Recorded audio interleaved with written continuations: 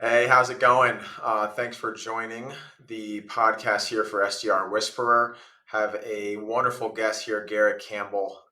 Very excited to have him on the show today. He's got a few great things. You probably know him from Money Twitter.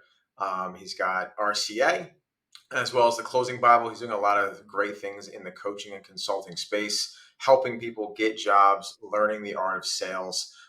So something that's near and dear to my heart, as you guys probably know. So excited to have Garrett on. I'll let him introduce himself. Yeah, dude. Thanks for having me on. We've been in similar spaces and like talked over DMs a little bit here and there, so it's dope to have like a long dialogue going on. Yeah, Yeah, dude. Thanks for having me on. I've been in sales the past couple years. Evolved into kind of just doing like better and better different offers. And now here we are. absolutely. Yeah. I remember our first DMs were like back in March, and it's funny to look back at them. To see just kind of how things have grown and changed, and that's always something that's important to me and interesting. Is like, what was the first thing that you try to do online to make money, and like how drastically different that is to what you're doing today. Yeah, I mean, Jesus, how far back do we want to go? Because like since I was in fourth grade, I was grinding like mowing lawns and shit. But as far as like online space, of course I tried ecom like everyone did. This was like because I went to college for chiropractic, and I had one professor that kind of just broke my brain because like I was set on being a chiropractor like my entire life, Really? and yeah, dead set on it. Like I've been adjusted by a chiropractor like my entire life since I was a newborn. So I was like, oh, this is like my path for sure. And then one of my professors in like anatomy and physiology too, like my first semester of my sophomore year of college, mentioned that she was a chiropractor in the past. And I was like, oh, hell yeah. So I'm going to go talk with her after class. And we finished like lecture. We walked down there and I was like, yo, so you used to be a chiropractor. What made you like teach now? Like, it was just so phenomenal and you wanted to give back. She's like, no, like basically I didn't know how to get people to come into my practice. And then the few people that came in, I didn't know how to get them to give me money. So I basically kind of flopped my whole like chiropractic practice. So now I just teach because that's what I can do. And I was like, oh fuck. Like my brain like shattered. I was like, wait, so I can't just like get this chiropractic degree and just like make like 150, 200 G's a year. And it's pretty much like if I don't know marketing or sales, like it doesn't matter what I do. So I just dove straight into like flipping shoes like crazy. I had like a grand or two saved up and I was like, all right, like we'll just flip shoes. I did that for a while and I like didn't even really know it was sales. I was just trying to pay rent because I dropped out of college like right after I had that conversation with her. Pretty close to it. And I kind of learned sales from there. And that was kind of like my first like serious hustle that I like actually made money in. Flipping shoes. So did you do like StockX and everything like that, or So basically, what happened was I used to like trade stocks, which was also kind of an online thing I did. And then through that, like I had some friends that flip shoes, and he was like, "Yo, I have this pair of strawberry coughs, and they're like a super like exclusive like Nike shoe, and it had like a strawberry coughing on it. It was like a weed strain, like the strawberry cough. And yeah, Nike made it, and then they're like, "Hey, this makes Nike look bad. We're gonna take it down." So the price of it jumped up, and I had a buddy that had a pair. So I just posted it on my Snapchat, like, "Hey, like, if anyone finds me a buyer, I'll give you $100." And it got reposted because a bunch of broke college kids, like 1,000 times. I got so many, like, I got this huge, like, 2,000 whatever people that were all sneakerheads that wanted to buy shoes. And they thought I was like a huge, like, reseller guy. And I don't know shit about shoes. I'm like flipping through StockX, like, what are these shoes? Like, why are they valuable? yeah, um, it's so expensive. Some of them. yeah. And I made like a grand off that flip. And then I had all these people asking me for certain shoes. So I kind of just would get bulk from either like a sneakerhead that wanted to sell the whole collection or just different resellers. And I would flip like Yeezys and like Air Force Ones, like Jordan ones was like pretty much all I sold. Yeah, that's an interesting point. Like you didn't know what you were doing, but you created demand for something, and you were able to find product to sell to those people. Like that's kind of like the foundation of sales and marketing. So Yeah, you kind of figured it out on your own. because I was kind of just like, I was never like, I was wearing beat up Air Force Ones like as I'm selling these like $4,000 shoes. So Yeah. I was like, I don't give a fuck about this or like any flashy clothes or like anything, but like I'm in a college town of like 150,000 people. Everyone here is from Chicago, and they all wear like these type of clothes, and they struggle to find them. So like supply and demand is like there. Like there's low supply, there's high demand. No one here really does it like at scale. I don't know anything about shoes, but like I'll watch a couple YouTube videos and like find out. And like supply and Yeah. demand was there. Like I had a couple grand. Like I kind of looked into some Gary V like flipping stuff, and I was like, this is like not difficult. It's just if the price is lower than like what I could sell it Yeah. for, like, buy it, and that's it. So it's like pretty, Arbitrage. yeah, it's kind of just a brain dead way to like make money. And like it was my first like 10, 15 grand or whatever I made from it. And like at the time when my expenses were like nothing, because I'm in a super small like country ass town, like my expenses were like 700, 800 bucks a month. So like I was balling. Yeah. Yeah, that's nice. Nice margins there. From hard Yeah, costs to what did you spend your money on? dude, How old are my you? I, like 18, like So 18. 18 years old, making like 15 grand in profit. What'd you do with the money?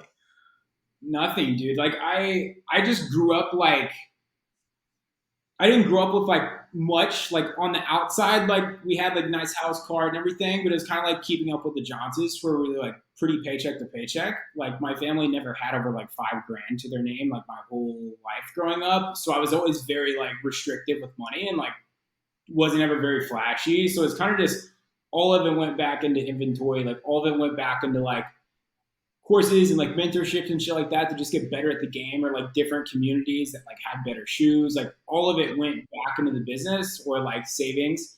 And I got fucked over a lot. So I definitely lost some of that money with shoes too. Because it's a sketchy space to be Yeah. in. But the mindset's there, like reinvesting that money. Like an 18-year-old, like I know myself when I was 18 years old, if you gave me 15 grand, like that'd be bad purchases, like liability, not assets. I wouldn't be investing in knowledge or anything like that. So good for you. Even if Yeah. you got burnt a couple times, at least you understood like what you were doing was fundamentally correct. Yeah, and like my mom's like a teacher, so she was like, when I dropped out of college, she was like, "You're a fucking idiot." Like she's very like education driven, like go to college, do all this stuff. So when I told them like that I was dropping out, like I'm just gonna do some entrepreneur shit when I had no business like being a self sufficient like adult at the time. Yeah. Um, they're like, well, like hopefully, like they literally said, like you're probably just gonna like fail, and then like a year, like you'll go back to college and like get back to your senses. So I was like, I don't care what I'm doing, like I have to figure it out because I have to be right, and I'm not letting them be right. So I had a chip on my shoulder, and I think that's why I was very conscious with how I spent money and like how I moved, and here we are. So I guess it worked out. That's such a good point. Like the whole like if I fail, I have to move back home. And like it's great that we have parents, right? A lot of people are worse off, but like at this end of the day, like I would do anything and I did anything to make sure that I would never have to move back in home. Like it wasn't I love my parents, right? It was nothing bad, but it's just like I don't want to be that guy. And like that's definitely a motivating factor when you're young. It's like, all right, I got to figure out this, so I don't have to move back home. I can keep being out on my own and have the freedom. Yeah, absolutely. And like I lived like a few hours away from home, and like my Okay. hometown is like 5,000 people. Like if you Oh make yeah. like 75 grand a year and have like a good like welding jobs, it's very like blue collar. You're like balling. So like there's Where no was Carlinville, Illinois. It's like that? Conville, Illinois. it's Okay. between like St. Louis and like Springfield, Illinois, like 4 hours south of Chicago. Like that's where I grew up. So like phenomenal people, like what you would expect from like a small town in the Midwest, but like just no opportunity. So I'm like, I can't go back there. So like I Yeah. gotta figure shit out and like go somewhere where there's more opportunity. And it's kind of like I got burned. I bought there's off-white Air Force or no off-white Chicago Jordan ones. They were like $2,000 or $3,000, and like at the time it was like my last 2 or 3 grand. Um, I bought them and they turned out to be fake. So like I lost like my last like couple grand that I had. And like that day, I was like, I know there's money in sales, but like the environment of people that I'm around are just like I was like smoking weed and shit all the time because like all these guys like are very like just sketchy people that like flip shoes and are into all this stuff. Like obviously not everyone, but like I was just in a bad crowd even though I was making decent money. Um, so I was like, I should not be around these people, and I know there's money in selling expensive things, but like not to this crowd of people. Like this isn't going anywhere. So interesting enough, my girlfriend was in like a network marketing company, and there was some like sales trainer dude that they would have do calls on occasionally. So I was like eating dinner with her, and she was like on her laptop, like playing like a sales trainer. She's like, "Hey, you should like check this out. Like, just hear him out. Like, this guy's like makes pretty good money. Like, he makes pretty good money, and like he's pretty like entrepreneur like savvy." And I was like, "Well, I kind of don't want to resell anymore. So like, I'll see what this guy is going on." So I listened to a training, and I was like, "Dude, like if I knew this stuff when I was selling shoes, I would have made so much more money." And it was very eye opening to me that it's like there's a whole other world of like high ticket sales, right? Like selling just expensive shit online Yeah. that I just never even knew. It was like I had no recollection of like any of that stuff. And he actually ran like a sales agency. So after I kind of learned a little bit of stuff about him, um, he ran like a sales agency. He has a good like brand and stuff like that. And he's doing like Instagram live, and there's like a Q&A style. There were like 600 people on this Instagram live, and he would do it every night. And I would just listen to them and like learn and like soak up anything I could about sales because I kind of thought this was my path. Um, and there were like 600 people, and I was laying in bed like lights off and everything, and I requested to like join the Q&A. I was like, "There's so many people, like he's not actually going to pick me." And my screen starts loading. I was like, "Oh fuck!" Like I flip on my light, like fix my hair, and I'm like, no question prepared at all. And I'm like, "Dude, like, listen, like you make clearly phenomenal money, and I can tell you're really, really, really good at what you do, and like I want to help you make more money. Like, is there any chance you're hiring like any sales guys?" He's like, "You just asked me this in front of like 600 people." I was like, "Yeah." He's like, "Dude, like if you have the balls to like ask me right now, like you could probably take a no or two on a sales call. Like DM me, like we'll figure something out." So I got her in an interview with him, and that's how I got my first sales job. What were you selling? Just his offer? No, so he's a sales agency of just basically helping influencers like sell like their programs and stuff. So I sold for a lot of like e-com influencers. The first couple ones, I was just like Google Sheets with like a name and a phone number, just dialing. Like that's your Raw shit, right? dog? Just Oh raw dog. yeah. So I did that for like some e-com influencers, and then I got put on like Ty Lopez. Like I sold his stuff for a while. Like I was selling like as that ad was dying off. Like I'm just sitting here in my garage. Like I was closing people on the back end of like that ad. Um, The most classic ad of all time, by the way. oh, I know. I'm like, if I just mentioned like, so some people that like aren't savvy with like the online space, would be like, I'm just sitting in my garage, like that fucking guy. I'm like, yeah. That fucking guy, Yeah. yeah. So I sold for him, and that's kind of like where I got my like basis in sales. And I was like, okay, cool. So like, because I almost was like, sales isn't for me. Like after the whole reselling stuff, I'm like, dude, like I don't think this is like my world. Like I might go back to doing other stuff. And Yeah. then after going back there, it kind of confirmed like, yeah, like this is my path. This is what you're good at. Yeah. There you go. Very cool. Yeah, selling for Ty Lopez. That's a pretty rocky start from chiropractic school to flipping Jordans to selling Ty Lopez's course. How long of a time period was that? Like from like you having that conversation with that woman to like, all right, I'm gonna Yeah. ask this guy for a job in sales. I've had one too many concussions, so the timeline's a little rocky, but I'd probably say within 6 months or so, maybe Okay. 6 months, 9 months, something like that. Okay. So then you started selling for the Ty Lopez for the influencers for this guy you were on IG Live with. What was like the next step? Like what did you have to do to realize like I want to do this myself? What do you mean? Like you were selling this offer, right? You were getting into sales. Like when was like the turning point where you're like, all right, like I want to do something on my own. Like I don't want to be someone else's seller. Okay. So, I mean, this was a long period of time between the two. So, I sold for 2.5 years, 3 years or so of just like straight up. Cause like, I think there's evolutions, and I'm sure you could agree with this. There's like, your first offer is like always dog shit. Like, it's just a ghetto sales job that like you kind of get your reps in, and then you kind of leverage that experience to get a little bit better of an offer.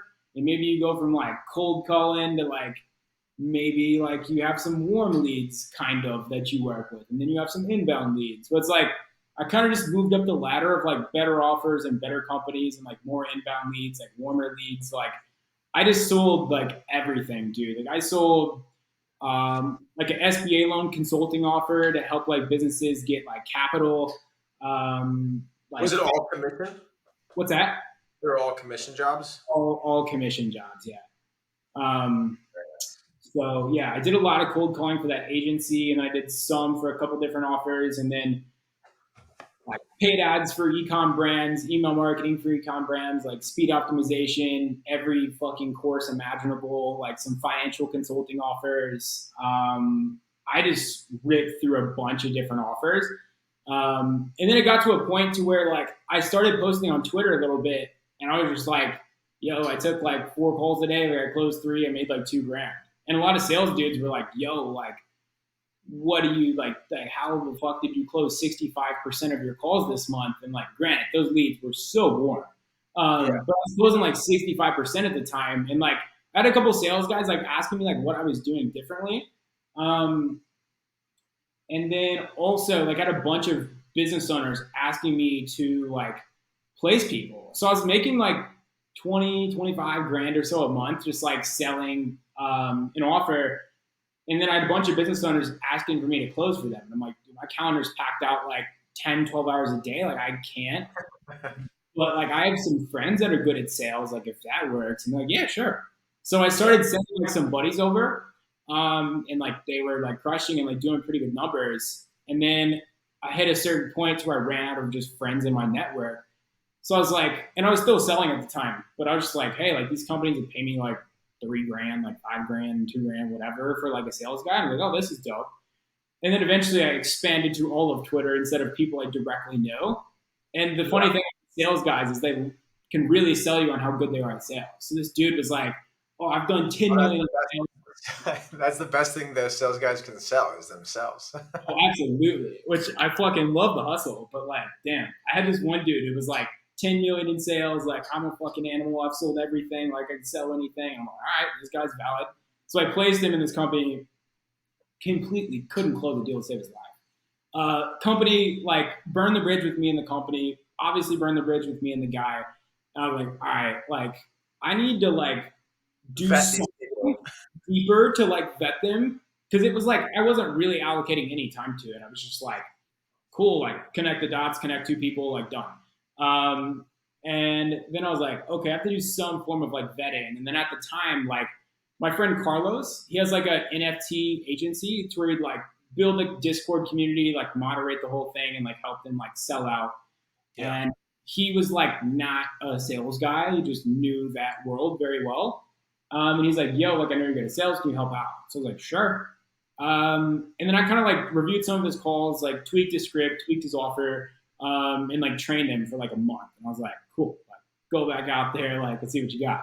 He did like 100 grand cash collected within the first like 30 days, and then within the first 3 months, he did like a half a mil cash collected, and he didn't close the Not deal. bad. Not bad numbers at all. Not too shabby.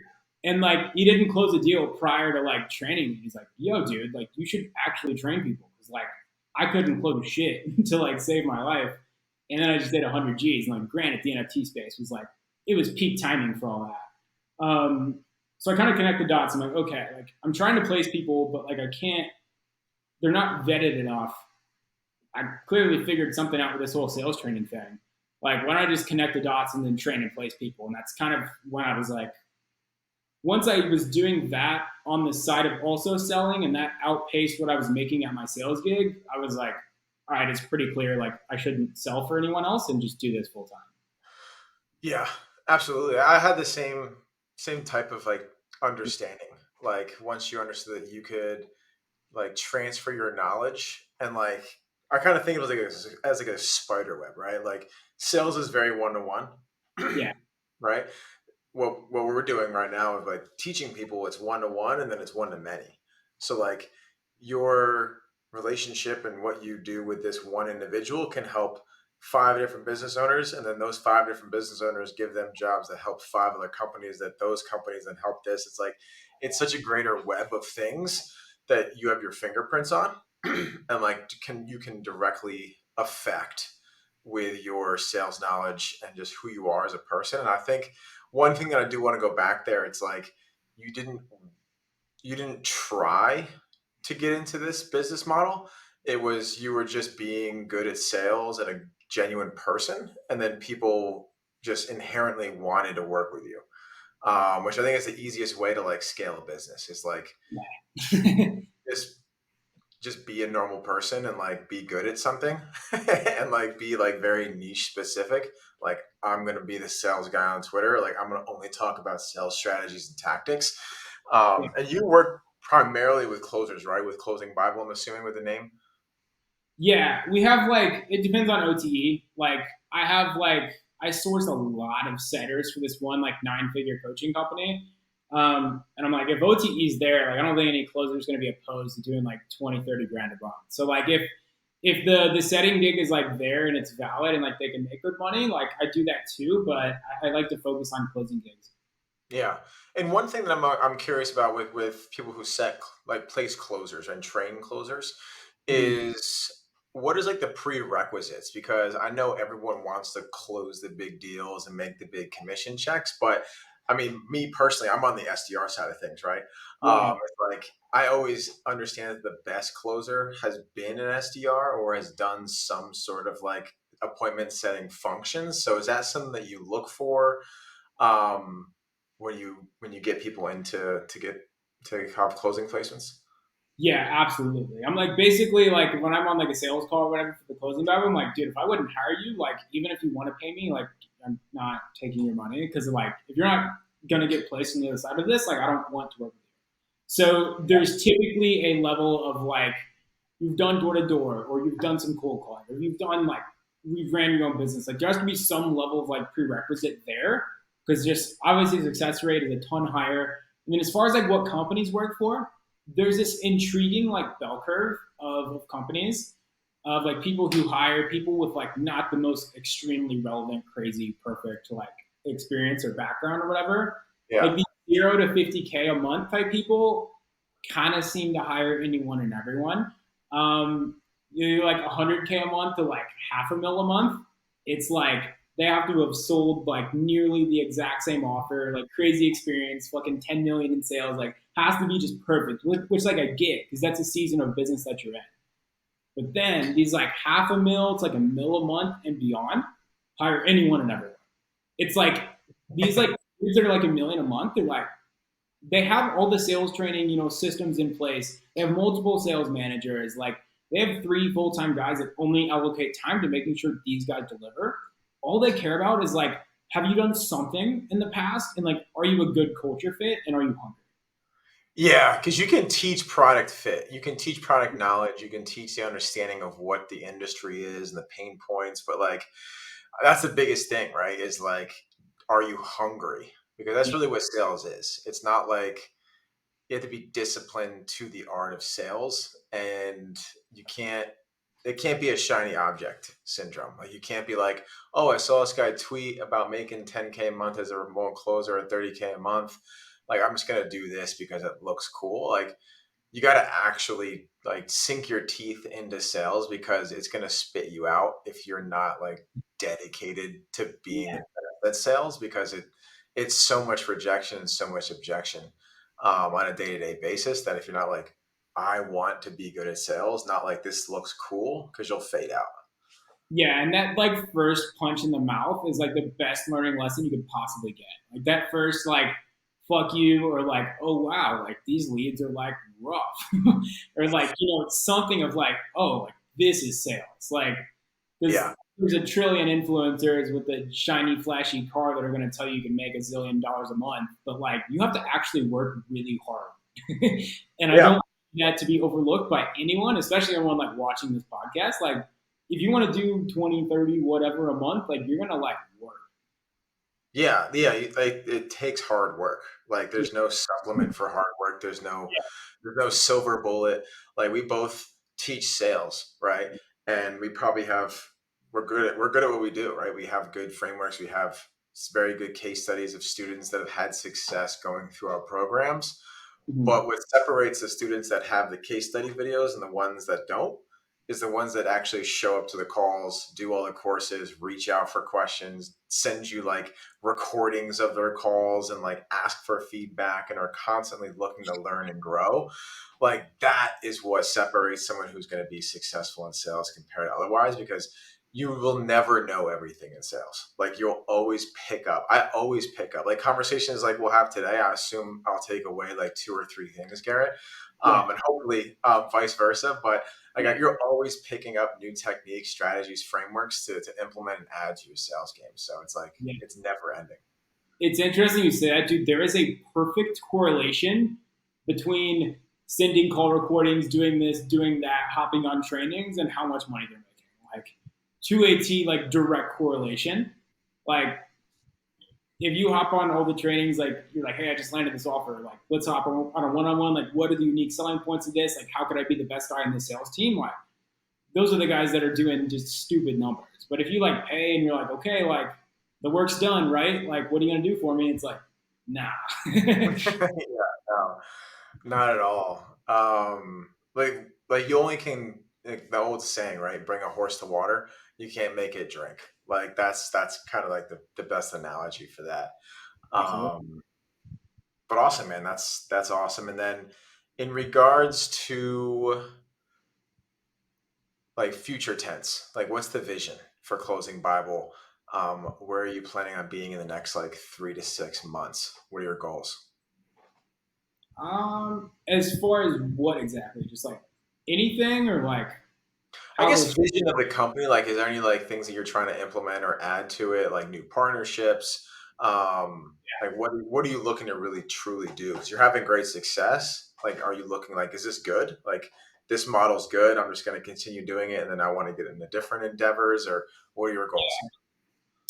Yeah, so it's interesting because it's kind of like ever changing, and like the main focus right now is really developing like partnerships for like at scale like placements because we actually talked about this a couple of days ago.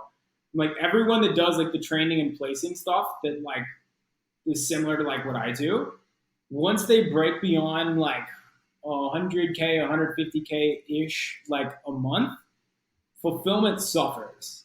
And it's like, how can I obviously still make great money, but maintain like the highest success rate and the most quality like sales opportunities and the most quality fulfillment at possible, like at scale, and like fix whatever bottleneck or like deficiency that some of these other guys have like done. Because that's like 80-ish a month, 90-ish a month is like relatively like where we're at right now. And Yeah, it's like I would rather scale extremely slow and do it right than like, be like cool, I made half a mil this month, but like that part's not there. So like I'm realizing like it's better to just gradually, like revenue wise, do a smidge better every month than have this yeah, like crazy like swinging like bell yeah, curve of like, oh, like 200 this month, 50 this month. Like that's so hard to scale. So it's kind of just gradually increasing month over month, like really dialing in like the partnership side of things. And yeah, just kind of like building out like a whole CSM team, like a whole team of like my content teams, like pretty much all well put together. Um, and yeah, it's kind of just like we do like about a quarter million. Like at by the end of next year, if we could start hitting like quarter million a month pretty consistently, to the point to where like we still maintain the 90% success rate that we do, like I would be happy as fuck. And happy. like I have some mentors that like are in the private equity game quite a bit, and they just like I was like it's a coaching type business, like it's not really something that's like sellable. And he was like, dude, like you start hitting 400, 500 a month, like these guys are gonna start looking at you. So it's something I definitely consider because like I love what I do and my only focus is being the best as I can physically be at the thing that I'm doing right now. But when I'm 32 years old, I do not want to do this. Like in 10 years, I do not want to keep doing this. So whether it's 3 years, whether it's 5 years, whether it's like whatever, I'm probably going to evolve to selling something different or, running a different business with the sole focus of like building to exit because it's not what my intention was starting this now. Yeah. Yeah, it's definitely hard to sell um like a non-tangible Yeah. product, right? Yeah. Like that's why software is so popular, right? Because you build the software and you can sell the software, right? It's like you can't buy Garrett's mind, right? Like you Mhm. can't buy the actual intellectual properties. Right. So that is definitely, and people when they take it over, then it starts to diminish, Yeah. right? Because they're looking to have like double the months, right? If you acquire a business, you're looking to exponentially, increase the revenues. Where what you just said a minute ago with like you don't want to do that, so you can actually retain the level of ROI that your students are getting from the program. So Right. I definitely could see that. The only way I could see it in between is like if you try to systematize like with like a no code app or something where you could actually like create a platform based off of the offer. Mhm. That's something that might be able to, have a little bit more appeal, sex appeal for getting acquired. um but that's awesome. Yeah, I'm like very in the similar mindset of that. So Yeah. like my ultimate goal is like to bring a company exit or just make enough money through my endeavors now that I can become an angel investor. Like that's what I'm really looking forward to doing Yeah. is I want to find companies that people haven't identified yet as like unicorns and invest in them very early stage and then really just help them on the sales and marketing side. They just focus on the product and what they actually decided to build. Because I've worked in SaaS for like 8 years before I got off my own, and the biggest bottleneck is like founder led sales teams that are trying to scale while Yeah. scaling the product, and like you just can't do that. Like you have to separate it. Like as you know, you have to have an appointment setter, you have to have an AE or a closer, and then you have to have customer success to really scale a company. That's why, like you said, those five, what did you say, it was 500 to 5 million companies are like super specific because they're in that growth phase where they have to have A Yeah. plus members. Like 100 to 500 a month, or Yeah. no, yeah, 100 to 500 a month. But yeah, it's interesting what you said because I think like there's always the next like staircase, like the next ladder of progression. Like obviously, I presume you went from like SDR to like closer, and then eventually to like what you're doing now.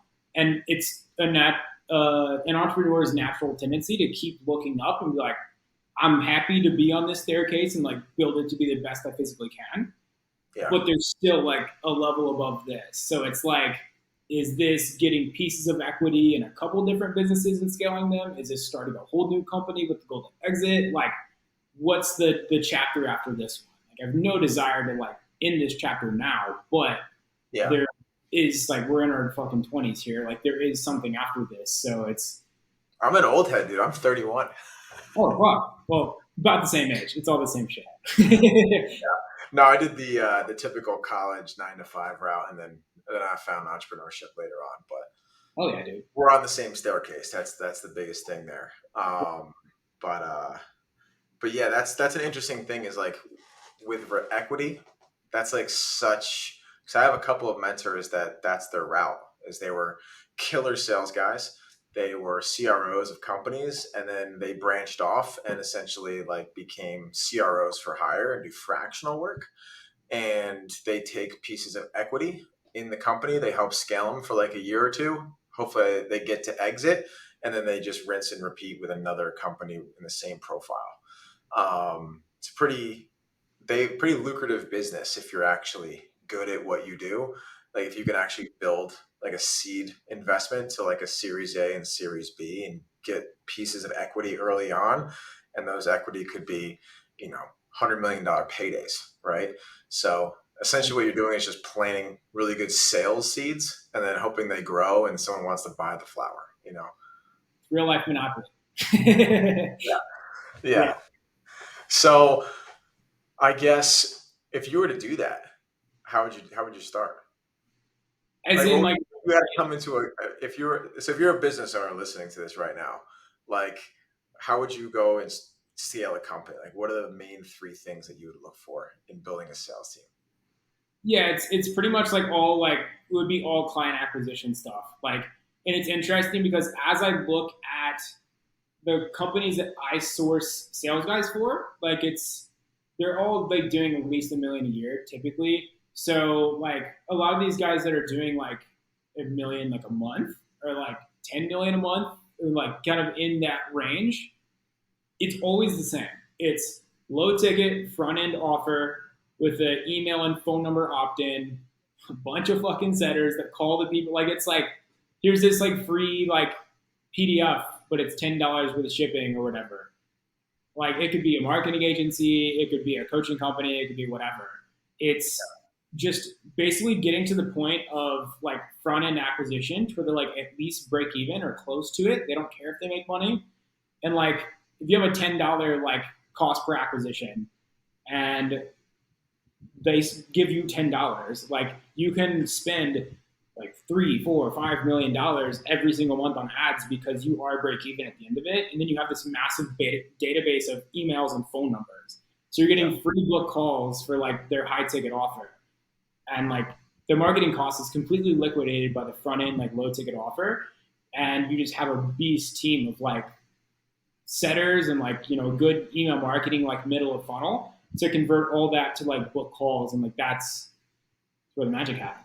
So that's really all I would look for is like how can we find out cost per acquisition with like free plus whatever, like a less than like $100 offer, break even on acquisition costs, and then just have a killer sales team to convert that all to book calls and sell expensive shit.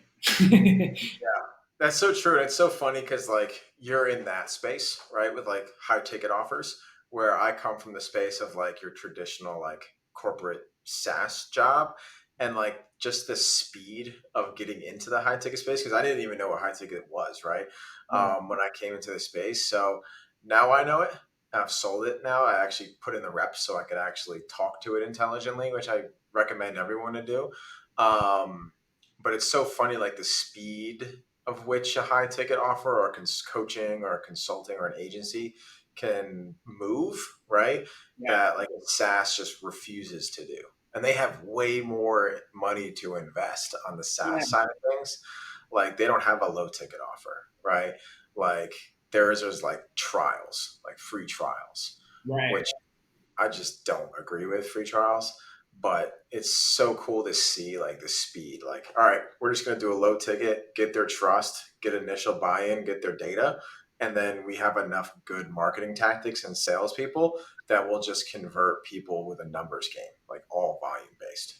Yeah, and you got it's the exact same game. It's Yeah. let's have like a low barrier of entry thing that brings them into our world, deliver value and like over deliver value, and then they'll want more from us. Like it just free trial versus like 10, 50, $100.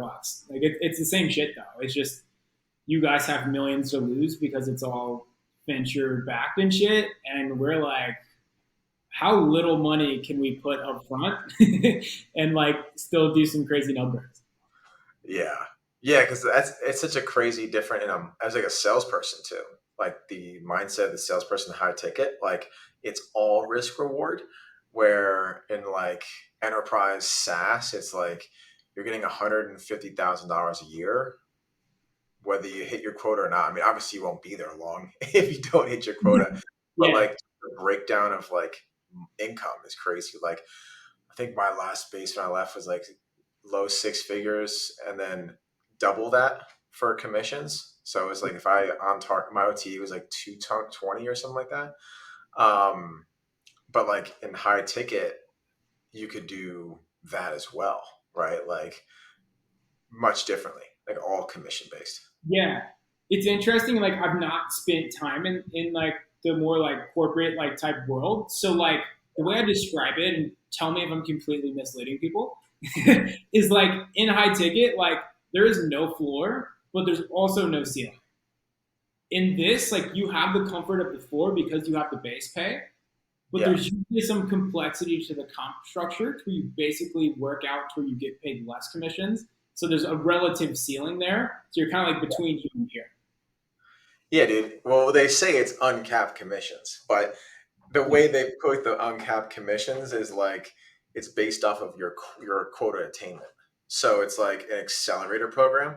So I was at a company, probably the most ridiculous quota that I hit. I was a inbound BDR.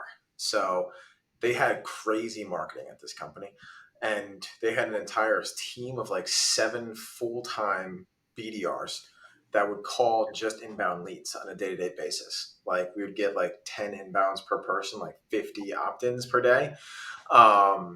And you just called those, and we had to set 75 meetings a quarter. So I got my commissions came in every 4 months. Oh shit. Yeah. My base was like 40 grand back in the day. It was like, it was tough. It was tough because if you didn't hit your quota, like I think only if you didn't get 90% to plan, you didn't make any commission. And there was like, I mean, out of a team of like 12, I think there was, or eight to 12 of us, I forget. But I think only three of us hit quota. So Wow. it's like you're grinding. Like you could set 60 meetings, 20 a month, and you Nothing. make no commissions. That was probably the most cutthroat commission job I mean, not non-commission, but sales job I had. And Yeah. like, it took an extra month. So I hit quota. I had like 78 meetings or something in the quarter. And it took another 30 days to get paid because some people would like dip out right after the commission check. I mean, the commission check it was okay. It was like 10 grand or seven to 10 grand. Right. But understanding what I know about high ticket is like you can make 7 to 10 grand in like 3 days. So Yeah. it's like I knew about high ticket when I got into sales. Like I would have had such a crazier, different sales path, but all for a reason, you know? Oh, absolutely. Because it's always like it's intriguing when I talk with guys that sell like SaaS. I'm like, explain your comp structure. I'm like, well, it's kind of It's complicated. so And complicated. I'm like, for me, it's just like it's either 10, 12, or like 15%. That's it. Yeah. So it's interesting to see, and I get it. Like if you vest commissions, like they will stay longer. Whereas if you get this crazy payout, like you gonna be a high ticket dude, make like 30 G's your first month, like if you're good, and be like, all right, like thanks for the 30 grand, I'm out. Like so, I get like why they do that so that people stay longer. But Yeah. damn, I had so two jobs before I got on my own. I sold like OTT connected television. You know when you say shit on your phone and then you open it and it's that ad? yeah, That's what I sold. Like the creepy technology that does the retargeting. So we sold that. I think I sold like a $250,000 like deal. And we were supposed to get 20, I got 20% on that. And like, no, that was like the biggest deal in the company's history. And he looked at the commission check. He's like, well, I can't pay you that. what? Like, what Wait, do you you said mean you can't pay me it's that? a Like, 50 deal on 20% commission? what do you say? You said it's a 50 grand deal on 20% commission? No, $250,000 deal. Oh shit. It says what, 50 grand you'd make? Yeah. He's like, I can't do that. Yeah. He was like, I can't do that. I was like, what do you mean you can't do that? Like, he's like, well, we never closed a deal that big. We have to talk about this. I was like, no, we had a contract that says all deals it's 20%. And he's Yeah. like, I understand that, but those were like for like $5,000 to $35,000 deals. This is like 5 to 6 times that amount. So long story short, I'm still owed like 26 grand from that guy, but is what it is at this point. It's just funny because like Yeah. even with a contract and a structure plan, like you really have to make sure like who you're working for is so important in sales. Yeah. It's intriguing. Yeah. Yeah. I remember when I closed that deal, and then when at the time I heard that, I was like, it's such a roller coaster of emotions. Like $250,000 ACH I closed. Like it looks so crazy in the bank account. And Yeah, then he was like, "Yeah, I can get you like 8 grand today." I was like, "That's not anywhere close to what I'm owed." But yeah. How complex was it to close that $250,000 deal? um, At it all? was honestly less complex than you would have thought Mm, because I went CEO down from like the org chart. So I talked to the CEO, and as you and I both know, like you have to talk very differently to a CEO of a company. They're yeah, like 500-600 employee company, and I just told them at a high level what we were able to do. Like, hey, do you guys run retargeting ads? Yes. You run TV ads? Yes. You run radio ads? Yes. All right, well, what if you could retarget based off of people's what they say, what they search, where they go? Like a crazy thing is like GPS targeting. I don't know if you know this, but you can target down to like the longitudinal and latitudinal coordinates of a building. So if we mapped out like say a CVS, right? And we're selling like something that's sold at CVS, right? We could coordinate all the CVSs in a region. And if your phone crosses that longitudinal, latitudinal coordinate, we know that you went into that CVS technically, and we can serve you ads because you're at a store that sells that person's product. wow, that's Crazy stuff. I don't know if that's still legal now, but it sounds super legal now that I'm saying it out loud. But essentially, we would sell companies on that functionality. Like you're spending all this money right now, like arbitrarily. What if yeah. we could like really pinpoint by the coordinate of where people are and what they're doing and the actions that they're taking? Like they were like, oh yes, yes, yes, yes, yes. So And I presume these guys' marketing budgets are so big, like a difference in like cost per acquisition dropping, like 250,000 is like nothing. yeah, the funny thing is we started the conversation, and this is like opposite of sales tactics, like anchoring. But I think I quoted him like 75 to 100 grand, and I worked it way up to like 250, which is like the opposite of usually what happens. But he Yeah. was like, yeah. He goes, well, what would 250 get us? I was like, well, it would just be this. I was, I was like taken back on the phone, because he pretty much told me that it was 250 grand because I was like talking 100. He goes, that looks good. Like, what does 250 get us? Like, what's the discount on spending more, right? Like, how many more impressions would I get? So we cut him a deal on that, and he was like, yeah, cool. Like, send over like the bank and routing number, the invoice, and we'll get that remitted. I was like, all right, perfect. Yeah. So that was one of the bigger deals that I closed like on the phone. That's wild. And he just like paid like same day, or was it like a crazy back and forth with the CFO, or was it just like it got paid? He CC'd me on an email with the CFO, and he was like, "Hey, Dylan's going to be sending over an invoice. Let's get this squared away." So I sent over the invoice, and then they just sent me a screenshot of the bank transfer. Simple enough. Yeah. It's Um, yeah. dope. The biggest deal I've closed is like 40 grand. Like I think um with like high ticket stuff, it's like it's bigger numbers, but it's more of a quantity game of like you're gonna sell like 3 or 4 10K offers like every single day and just like Yeah. bang out calls. It's not like nothing's around quarter mil. Yeah. Yeah, that was definitely a large number sale that I had. I mean, I sold other enterprise softwares, but it was like it didn't feel as good as that one because Yeah. that was like an ACH. The other ones are like more slow burn, and I wasn't super involved in that process. Um, but yeah, high ticket, it's a fun game. You just got to make sure that you're with a company that's able to pay you. Yeah, no shit. It's Yeah, never an issue I ever had. yeah, yeah. Well, not anymore because you're the one that probably pays the commissions instead of Yeah, gets paid the commissions. yeah, Always a better seat to be in. Awesome. And then I guess, for the people listening, I'm always curious is like, what do you do outside of sales to get you to this point of success? Like, what can you attribute your success to at this point? Obviously, your grind. Obviously, you like making money and you have a hungry mindset. But like anything else that you would attribute to that?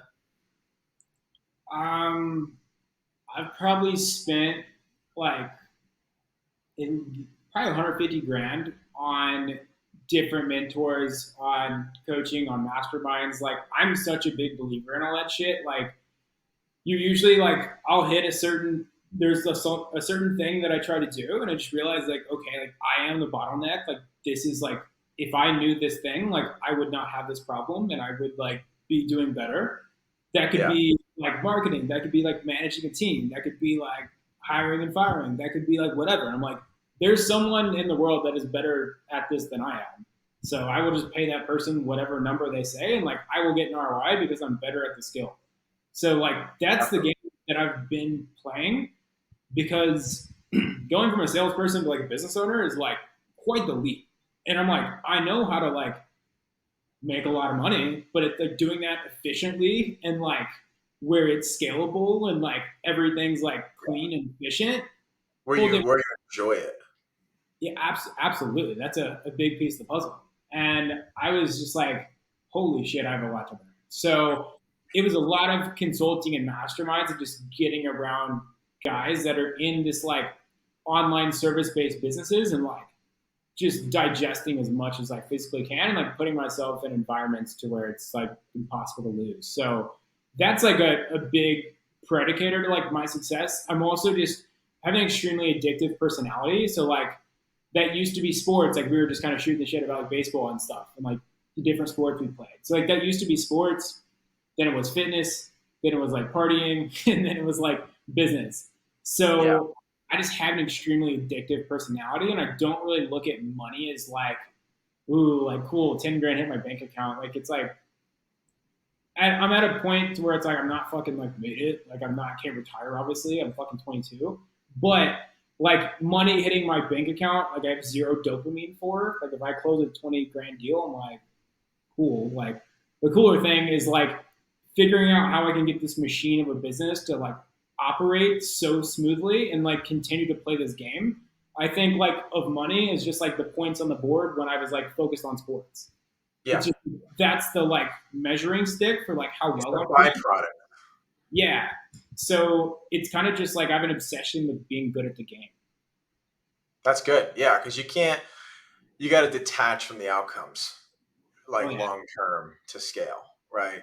Like obviously you have revenue goals to hit, but the reason why you're hitting those revenue goals is because it's like a game, you know? Like I think that's the way that you look at it. I look at it that way as well. Is like the coolest thing for me about running a business is like if I do this thing, like this thing changes, direct impact, right? Like input to output is super important. And then one thing to go back on is like going from salesperson to business owner is a wild mental Oh shift, yeah. especially in like the SaaS game. It's like, or even any sales, right? You're not really on the hook for the customer experience and fulfillment and like back end Yeah. where like you close a deal, you're like, all right, bet, awesome, on the next one. All right, close, cool, on to the next one. Like you're only focused on the top to like pretty much the middle of the funnel if you're looking at like the whole funnel. Yeah. Um, and that was the biggest thing that I had to learn is like, oh shit, now I gotta actually do the thing. Oh yeah. um, I gotta figure out to do the thing that I sold, you know, where before you're just relying on others to do what you said is it's gonna happen, right? Which is the Definitely. biggest learning thing and probably the most appreciative part about sales is now you're learning like, all right, well now, because as a salesperson, right, like you said before, like some people, salespeople are just like, I'm just going to close a deal because I get paid on just this one aspect. When you're the business owner closing it, you're like, well, I definitely can't say this because I can't do that.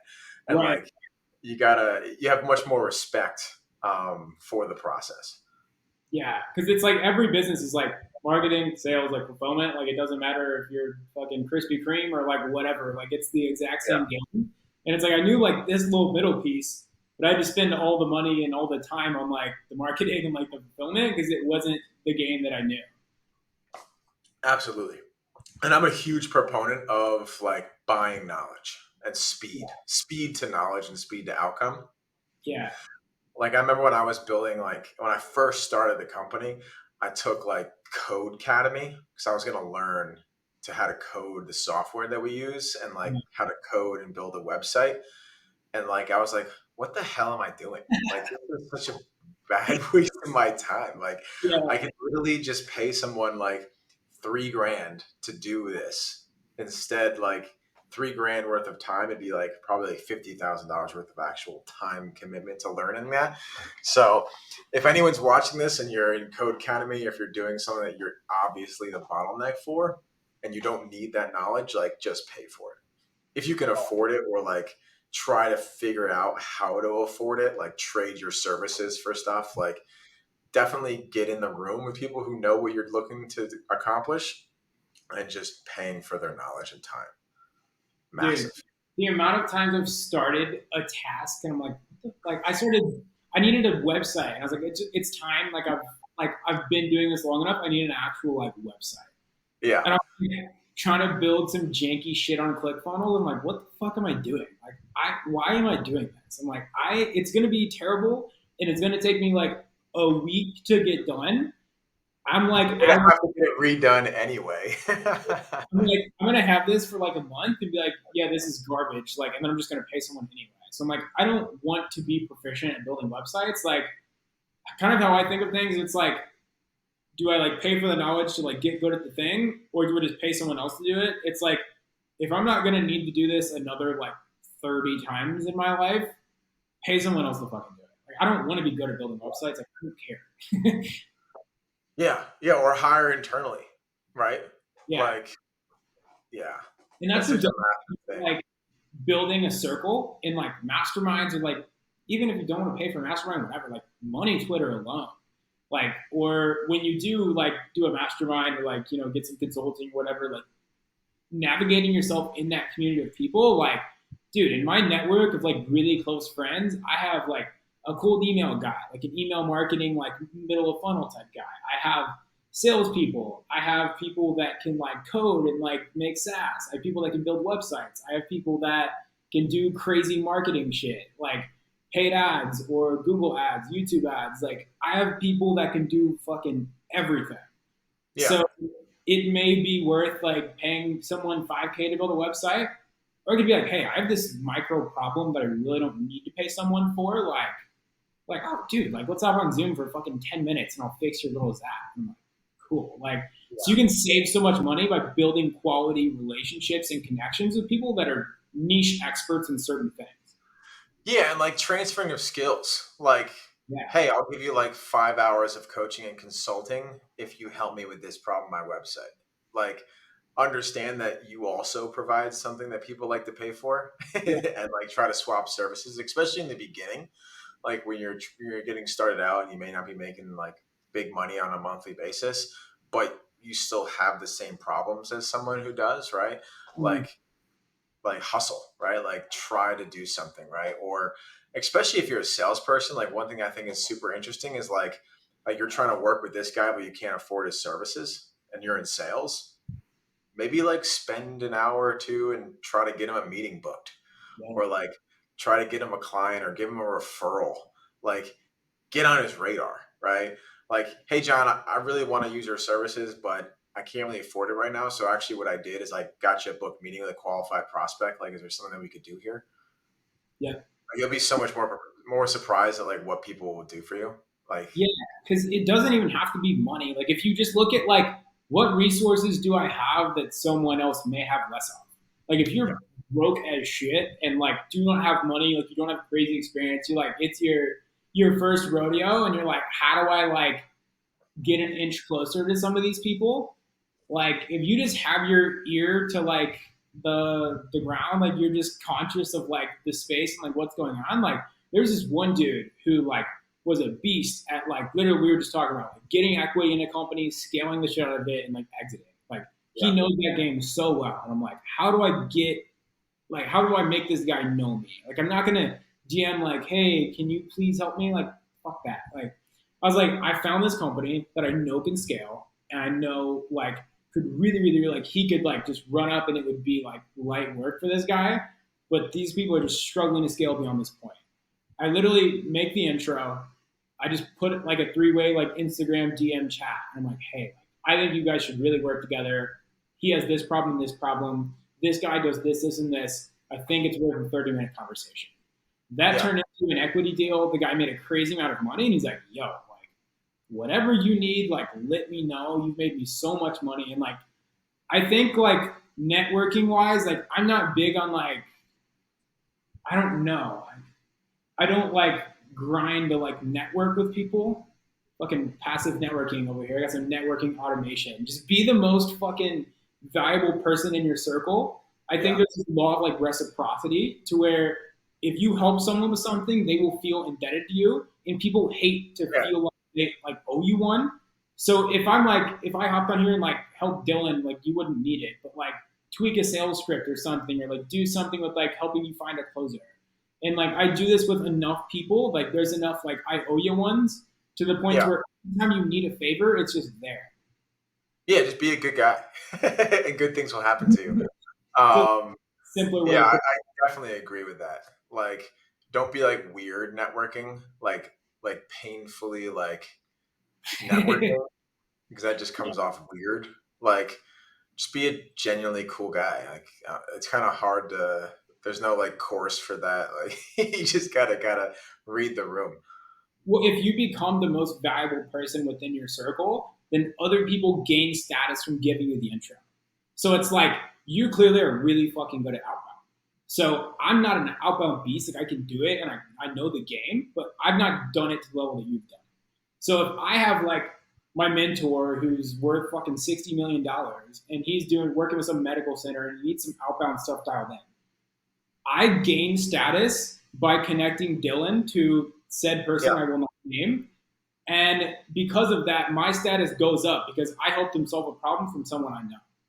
So Dylan like gets that intro to a crazy high level person because he's good at the thing and he's more valuable than me within some realm. So if you yeah, can do it within your own network, like you can meet a bunch of heavy hitters just by being a good fucking person and like also being really good at something. yeah. And I don't think there's anything wrong with like doing good things to get good things. Like that's kind Yeah. of the whole point of it. Like you making the introduction, like now I'm indebted to you, right? And like it's just kind of like it's kind of like a circle of I owe you once for sure. But awesome, Gary. I know we're coming up on the hour here. I think it's been a great conversation on my end. Um, what do you want to leave with the listeners? How can they find you? Um, Everything like that.